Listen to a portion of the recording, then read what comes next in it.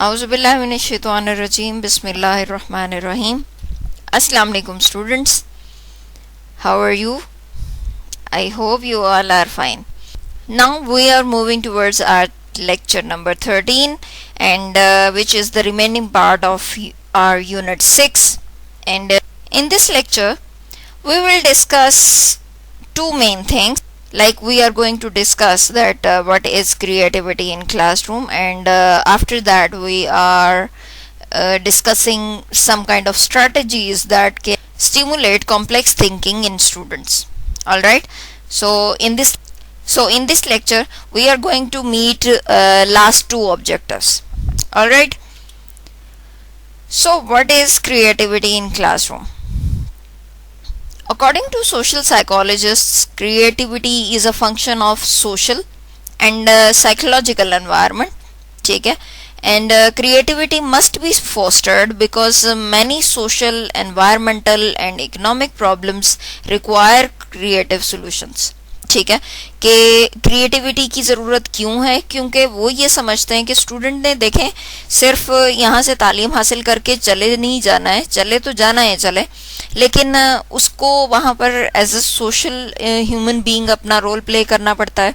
ठीक है, और एनवायरनमेंट जिसमें वो रह रहा है, चाहे वो उनका ऑफिशियल हो, पर्सनल लाइफ हो, घर हो, और इसी तरह से उसको डिफरेंट इकोनॉमिक प्रॉब्लम्स का भी सामना करना पड़ता है, और ऑब्वियसली उसको जीने के लिए कहीं ना कहीं से पैसे का इंतज़ाम भी करना पड़ता है ना. सो इस तरह सिचुएशंस होती हैं जिसमें उसको ऐसे वेज तलाश करने की ज़रूरत पड़ जाती है बाज़ औक़ात के जिससे वो अपनी ये तमाम नीड्स फुलफ़िल कर सके.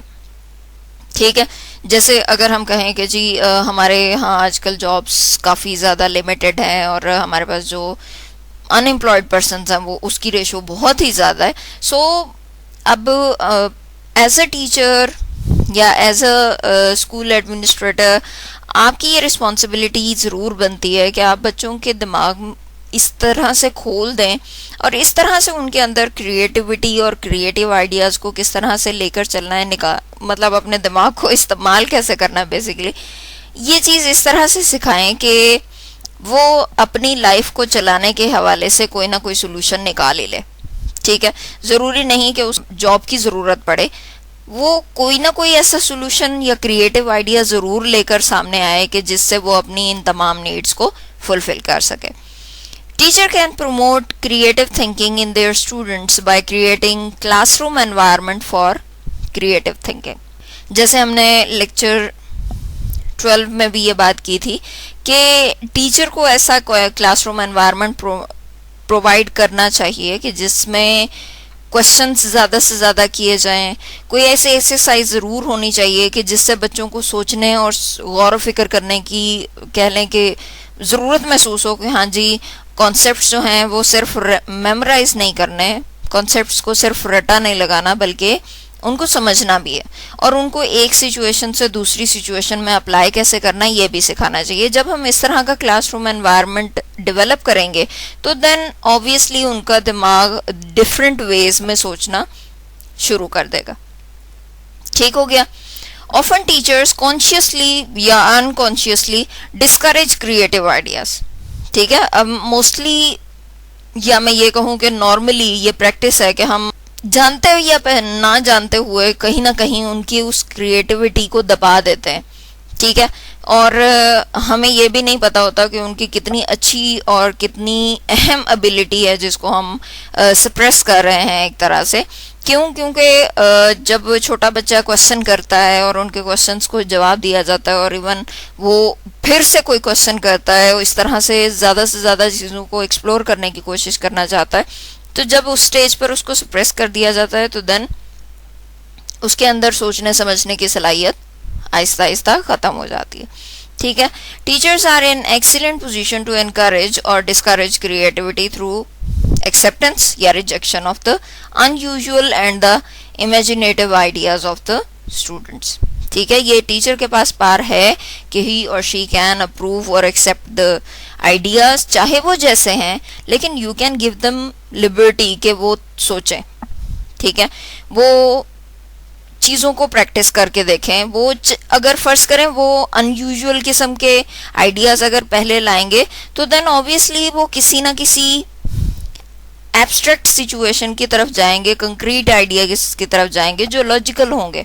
ठीक है, तो इब्तदा जो है वो टीचर नहीं करनी है कि जो उससे ऐसा एनवायरनमेंट दे कि जिसमें बच्चों की जहनी सलाहियतें ज़्यादा खुलकर सामने आए। ठीक है जी, अब इस स्लाइड में आपको कुछ ऐसे तरीके शेयर करूंगी मैं आपके साथ कि जिसके ज़रिए आप एज अ टीचर क्लासरूम में क्रिएटिविटी को एनहांस कर सकते हैं।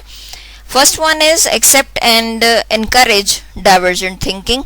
ठीक है, expect and demand creativity from students.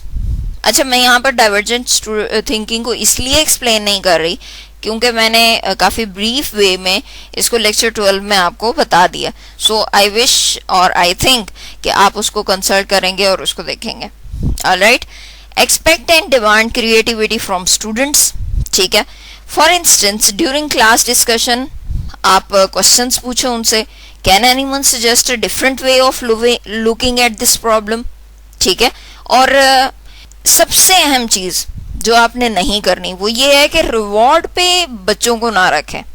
ठीक है, अगली लाइन आप देख रहे हैं ना कि यही है कि रिवॉर्ड अटेम्प्ट्स आर इम्परफेक्ट। बच्चे डिपेंड होना शुरू हो जाते हैं बेसिकली कि हम अगर एक काम अच्छा कर रहे हैं तो जब तक हमें रिवॉर्ड नहीं मिलेगा हमने अगला काम करना ही नहीं है। तो हमने उनमें ये एक एबिलिटी डेवलप करनी है कि वो अपने लिए इस क्रिएटिव आइडियाज को लेकर जा रहे हैं क्योंकि ये उनके फायदे के लिए। ठीक है, टॉलरेट डिसएग्रीमेंट। ठीक है, ऑब्वियसली एज अ टीचर आपको ये चीज बेयर करनी चाहिए। डिफरेंस ऑफ ओपिनियन तो रहता ही है ना। ठीक है, इतने सारे जहन आपके सामने बैठे होते हैं और हर कोई अपने अपने हिसाब से सोच रहा होता है, तो जरूरी नहीं है हर बंदा या हर बच्चा आपसे अग्री भी करे। सो डिसएग्रीमेंट को हमेशा जो है वो एक्सेप्ट करना चाहिए। Ask student to support their dissenting या रेबल ऑप्शंस। ठीक है, और make sure non conforming students receive equal privileges and rewards. ठीक है, अगर फर्ज करें कि कोई ऐसा बच्चा है कि जो हमेशा ही एक अलग ही ओपिनियन रख रहा होता है, समटाइम्स अगर आपने कभी कहीं टीच किया हो तो आपको ये कभी लगा होगा कि किसी क्लासरूम में एक ऐसा बच्चा जरूर है कि जब आप पूरा लेक्चर पढ़ा रहे होते हैं और समझा रहे होते हैं तो उसके दिमाग में कुछ नया ही क्वेश्चन अराइज होना शुरू हो जाता है और वो दरमियान में या एंड पे कुछ ना कुछ ऐसा बोल ही देता है कि जिससे आपको लगता है कि जैसे पूरा का पूरा ऐसे लेक्चर जाया हो गया, लेकिन हालांकि होता ऐसा नहीं। तो आपने अगर फेस किया है ऐसी सिचुएशन को तो देन जरूरत इस बात की है कि आप उसको भी उतना ही प्रिविलेज करें, उसको उतना ही एक्नॉलेज करें उसकी एफर्ट्स को जितना कि आप बाकी स्टूडेंट्स को करें। ये ना हो कि आपका एटीट्यूड उसके लिए डिफरेंट हो जाए और बाकियों के लिए डिफरेंट हो जाए, तो ये उसके लिए खतरनाक है। क्यों? क्योंकि वो फिर नेगेटिव जो इमोशंस हैं उनको डेवलप करना शुरू कर देगा, which is not. Find out something positive even in apparently stupid और इररेलेवेंट आंसर्स। ठीक है, follow up bad answers with questions to help students think through the problem. के अब ये टीचर पे डिपेंड करता है कि आप किस तरह से क्वेश्चन पर क्वेश्चन करते हैं, आंसर के ऊपर क्वेश्चन करते हैं और उनको मजीद सोचने पर मजबूर करते चले जाते हैं। ठीक है, और आखिर में सोल्यूशन क्या निकलता है कि आप उस स्पेसिफिक प्रॉब्लम का सोल्यूशन जो है वो निकाल लेते हैं और इससे उनकी एबिलिटी भी एनहांस हो चुकी होती है और अनटिल और अनलेस वो क्रिएटिव थिंकर भी बन चुके होते हैं। ठीक है, encourage students to trust their judgement. ठीक है, हमने उनको ये एहसास दिलाना है कि जो वो सोचते हैं समझते हैं, जाहिर है कि शुरू से जब उनकी बेसिक्स बनाते जाएंगे तो देन आहिस्ता आहिस्ता ही उनकी जजमेंट स्ट्रांग होती जाएगी ना। ठीक है, जितना ज़्यादा चीज़ों को प्रैक्टिस करते जाएंगे उतना ही उनके एक्सपीरियंसेस उनको ज़्यादा लॉजिकल चीज़ों की तरफ लेकर आएंगे। सो हम ये परसीव नहीं कर सकते कि कोई 5th क्लास का या 6th क्लास का बच्चा जो लॉजिक्स या जजमेंट्स दे रहा है वो बहुत ही स्ट्रांग होंगी। ठीक है, लेकिन हमने उनको सिखाना ये है कि जो भी वो ओपिनियन रखते हैं वो उस पर रिलाई करें, उस पर कॉन्फिडेंट रहें। If student questions can be answered by the rephrase the question and directed back to the class.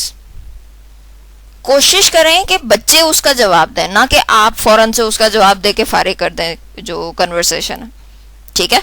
So discussion जो एनवायरनमेंट है उसको प्रोलॉन्ग करना चाहिए इस तरह से कि अगर एक बच्चे ने सवाल का जवाब दिया है ना, तो आप दूसरे से कहें कि अच्छा इसने जो कहा है क्या सही कहा है, और अगर सही कहा है तो क्यों कहा है, और अगर नहीं सही कहा तो नहीं, क्यों नहीं सही कहा। तो इस तरह से आप दूसरों पर ही डाल के उसके आंसर्स को दूसरों को सोचने पर मजबूर कर देते हैं कि हाँ जी उसको क्या कहना है, ठीक हो गया। Encourage students to trust their judgement, ये वाला पॉइंट हम पढ़ चुके हैं। And if students questions can be answered by them, rephrase the question and direct it back to the class.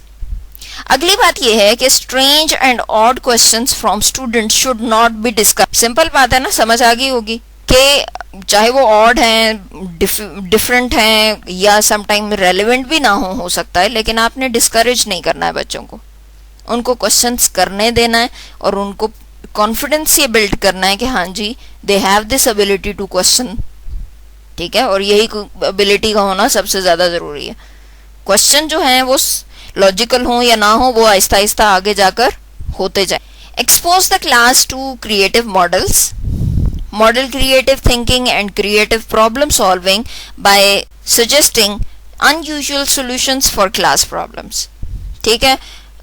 Model जो हैं वो आप उनको शो करें डिफरेंट क्रिएटिव आइडियाज़ जिससे एनहांस होते हैं, वो उनको भी सोचने का मौका मिलता है कि हम एक कॉन्सेप्ट को पिक्टोरल या एक मॉडल की फॉर्म में किस तरह से रिप्रेजेंट कर सकते हैं, और इसी तरह से वो अपनी प्रॉब्लम सॉल्विंग स्किल्स जो हैं उसके हवाले से भी ज़्यादा इम्प्रूवमेंट ला सकते हैं अपनी क्लास के अंदर। सो आप इस स्ट्रेटजी को भी अपना सकते हैं। Provide opportunities for students to solve problems through brainstorming.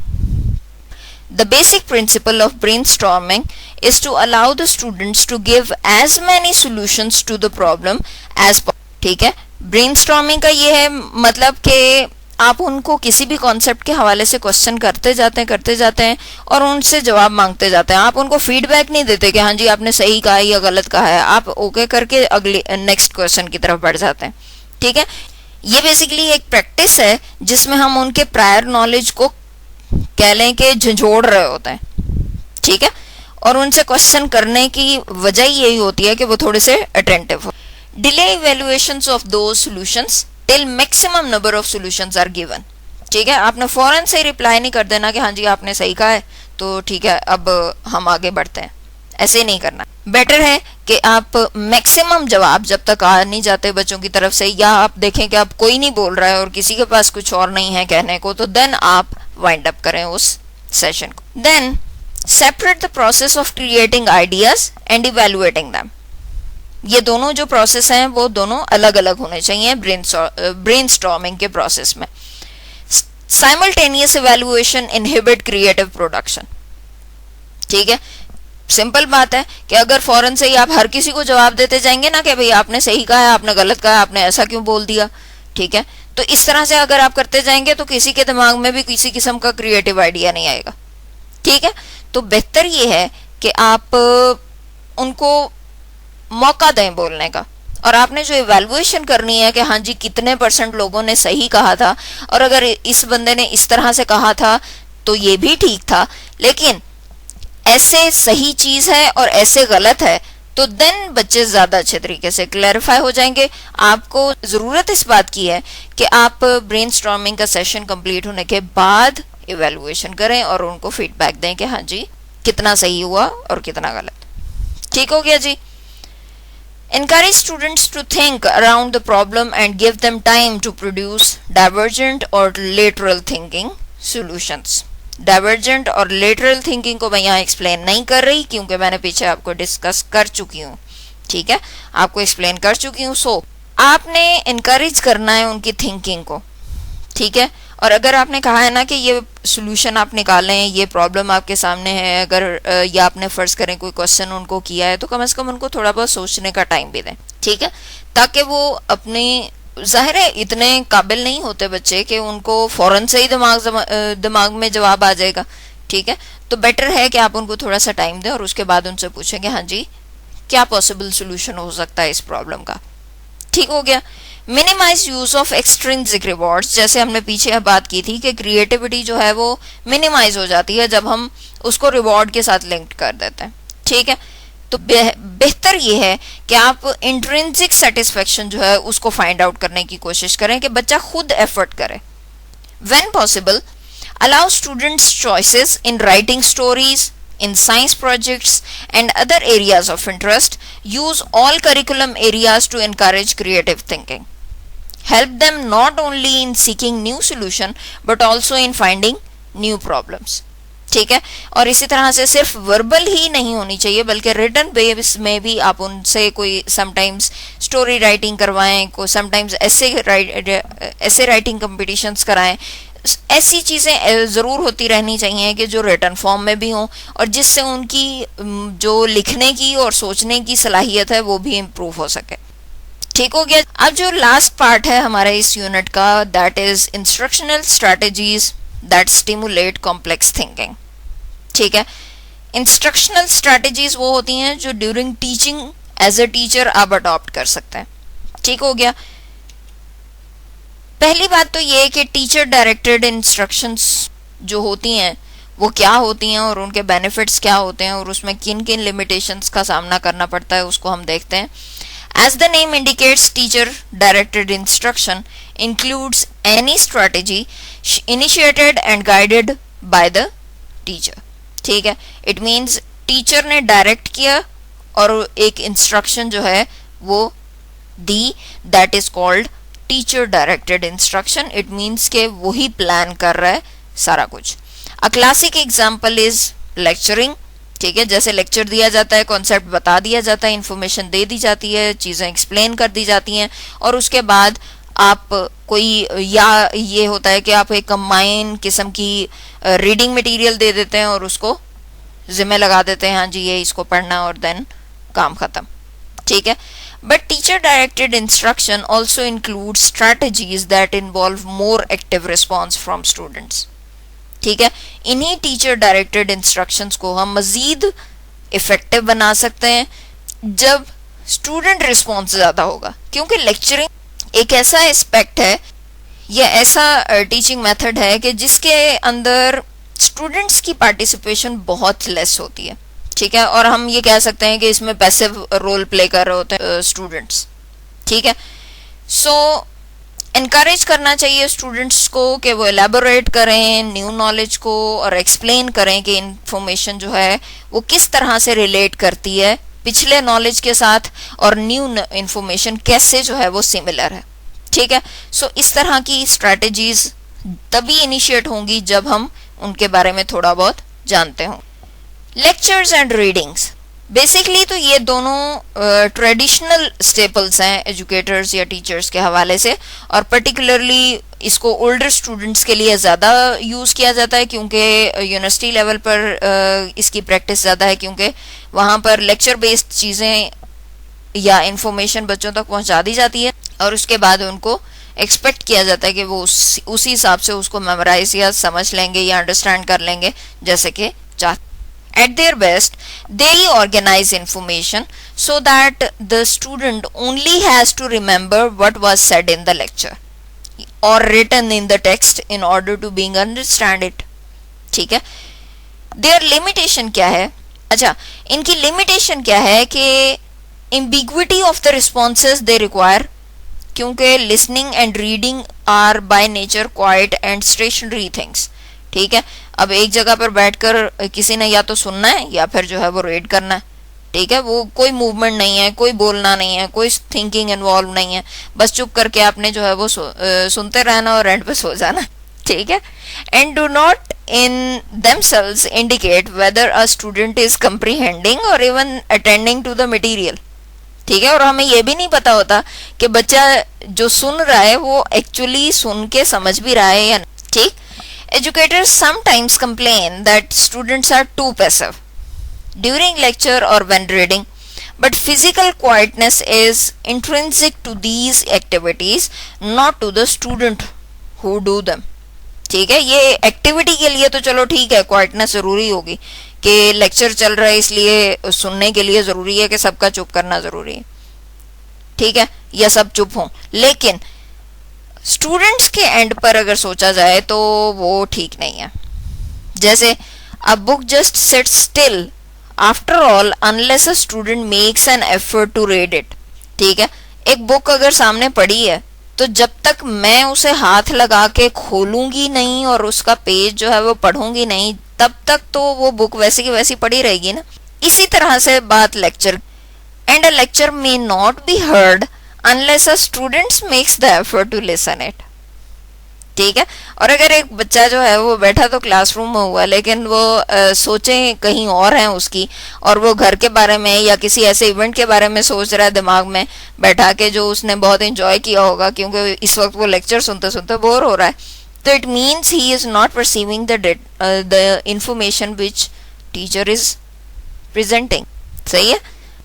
सो इस चीज का ध्यान रखना जरूरी है, और इस चीज का ध्यान रखने के लिए जरूरी है कि आपको ये पता हो कि आप किस तरह से अपने लेक्चर को मजीद इफेक्टिव बना सकते हैं। उसके लिए आप एडवांस ऑर्गेनाइजर्स यूज कर सकते हैं। ठीक है, उसमें क्या है कि a teacher can be specially careful about organising information for students and she can turn part of the mental work over to the students themselves. ठीक है, कि लिमिटेशंस तो हैं लेक्चर मेथड की, और ज़रूरी नहीं है कि हम लेक्चर मेथड को बिल्कुल ख़त्म कर सकते हैं, और जहाँ उसकी ज़रूरत होती है हमें उसको अडॉप्ट करना चाहिए, लेकिन जहाँ कहीं हम स्टूडेंट्स के एंड पर काम करवा सकते हैं हमें वो भी। और उसके लिए अच्छी बात यह है कि आप इंफॉर्मेशन को बहुत ऑर्गेनाइज वे में चलें। ठीक है, इंफॉर्मेशन बहुत ऑर्गेनाइज्ड हो, और जहाँ पर कोई वर्क बुक्स होती है ना, जैसे या एक्सरसाइज कोई दी हो या कोई प्रैक्टिकल काइंड ऑफ थिंग हो, या कोई ऐसा क्वेश्चन हो कि जो स्टूडेंट्स सोच सकते हैं, क्योंकि आपने पूरा लेक्चर पढ़ा दिया या पूरी थ्योरी पढ़ा दी और एक एंड पे सवाल जो है वो बुक में दिया हुआ है, तो इंस्टेड ऑफ के आप उसका खुद आंसर दें खड़े होके, बेटर है कि आप स्टूडेंट्स पे छोड़ दें कि वो घर जाके खुद ही सोचें समझें और देन आंसर लेकर आए। ठीक है ना। An example of the first approach is the use of advanced organizer. ठीक है, brief overview or introduction to new material before the material itself is presented.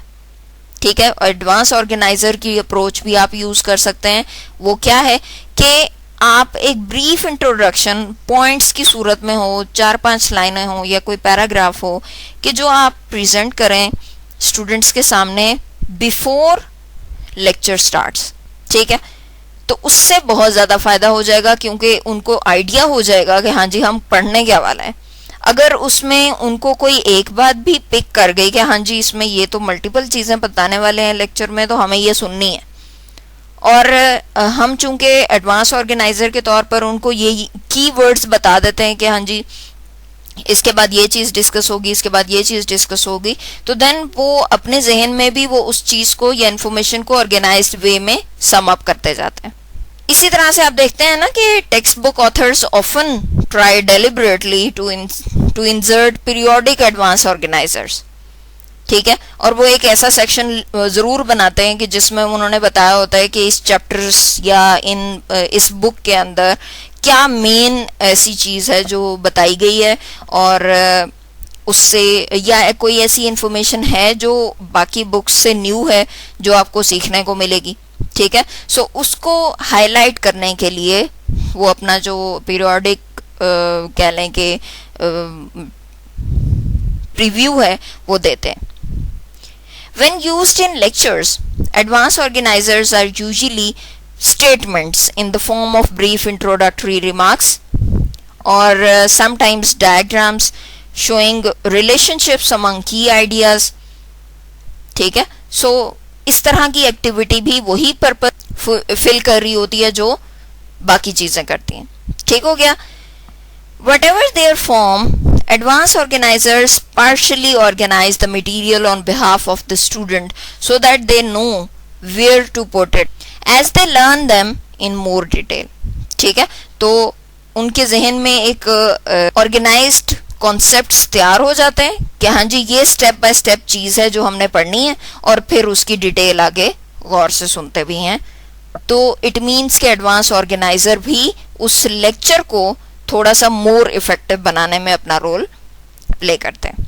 अच्छा जी, नेक्स्ट बात यह है कि रिकॉलिंग या रिलेटिंग प्रायर नॉलेज के जरिए भी हम क्या कर सकते हैं, अपने लेक्चर को मजीद इफेक्टिव बना सकते हैं। Another strategy for improving teacher-directed instruction is to encourage students to relate the new material to prior familiar knowledge. When one of us, like Ali for example, first learned a foreign language, in his case French, अगर उसने French सीखी है for example, और ही often noticed के similarities हैं French और English vocabulary में, और for example French word for picture for example was image, और वो भी ऐसे ही स्पेल्ड होता है जैसे कि इंग्लिश में स्पेल होता है। इमेज को फ्रेंच में भी इमेज कहते हैं और इंग्लिश में भी कहते हैं, और इसी तरह से अगर फ्रेंच वर्ड स्प्लेंडेड उसको भी सेम प्रोनाउंस किया जाता है या स्पेल किया जाता है जैसे कि इंग्लिश में किया जाता है, तो इट मीन्स कि सिमिलैरिटी है ना। तो इस तरह से रिकॉल हो जाती हैं चीजें और वो सीख जाता है कि हाँ जी ये चीजें हैं जो इसके साथ लिंक्ड है। ठीक है, अब वो क्या कर रहा है एट दिस स्टेज कि he is relating the French vocabulary to the English vocabulary, जो उसको लर्न करने में मदद दे रही है। ठीक है, सो नेक्स्ट बात यह है कि हमें इलेबोरेट करना चाहिए इंफॉर्मेशन को, उनको सिखाना चाहिए कि how you have to elaborate the things.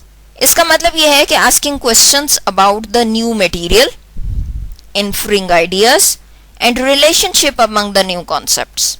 ठीक है, कि आप उनको बोलने पर मजबूर करें कि हाँ जी अब आज हमने जो नया कॉन्सेप्ट पढ़ा है वो पुराने से कितना सिमिलर है। ठीक है, और इसमें नया क्या था और किस तरह से आप इसको अपने वर्ड्स में अगर मैं कहूँ कि बयान करो तो आप कैसे करोगे। इसी तरह से यह है कि इन तमाम कॉन्सेप्ट्स का आपस में क्या रिलेशनशिप है। तो इस तरह की स्ट्रैटेजीज को हम यूज करके बच्चों की लर्निंग जो है वो मजीद बेहतर बना सकते हैं। ठीक हो गया। अगली स्ट्रैटेजी है कि आप इंफॉर्मेशन को या जो न्यू इंफॉर्मेशन दी जाती है उसको बहुत ऑर्गेनाइज्ड वे में लेके चलें। अगर हम लेक्चर भी दे रहे हैं तो इट मीन्स आप एक सीक्वेंस रखें इंफॉर्मेशन में।